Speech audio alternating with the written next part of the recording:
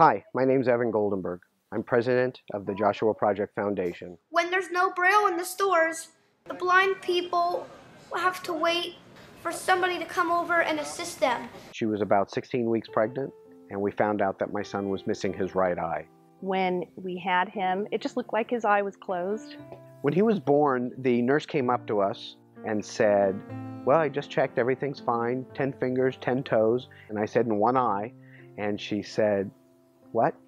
And they did vision stuff with him. And after a few weeks, I said, I don't think he can see out of that eye.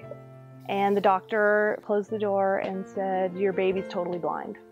We had made up our minds that it was okay for Josh to be born with one eye. When we found out that he wasn't going to have that eye either, that was very difficult. When you talk to somebody and you look in their eyes, you know what they're thinking, what they're feeling. And I felt like that eye was the last connection I had to read him.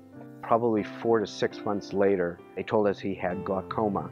And what was happening is the pressure was becoming so great for him that there was a lot of pain. Looking back, I think that was more devastating to me than the rest of it. Handing Josh off to the doctor that day to have his eye removed, oh, I haven't thought about that in a long time. When Josh started school, we found there was no Braille instructor. We also did not receive any benefits because our son was only blind. Just because my son was only blind, as they put it, they had no tools to help my son succeed. And to this day, I don't know anybody who is successful in whatever they do that would be where they are today if they didn't read and write. Because we've been able to fight so hard for the literacy of our son, he's been able to thrive. He now types and reads Braille with the fluency of a 4th grader. He's been invited to the Braille Institute for the Braille Challenge.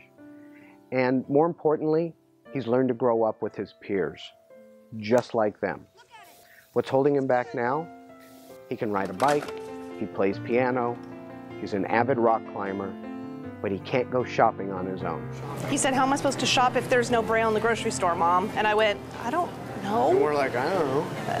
I know that when he goes into a store, he is not going to wait 10, 15, 20 minutes for somebody to help him go shopping. It was okay for them, and we put Braille up there. A doctor said to me, you're not going to get any answers as to why. So you might as well move on and be the best parents you possibly can.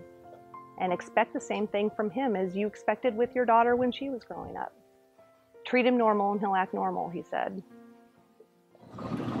Organic grape, tomatoes. The Joshua Project is dedicated to empowering the lives of blind and visually impaired people all over the world. With support from people like you, we can make it a reality so that Josh can achieve his goal Help of me bringing Braille the entire universe and Target too. Thank you. Bye.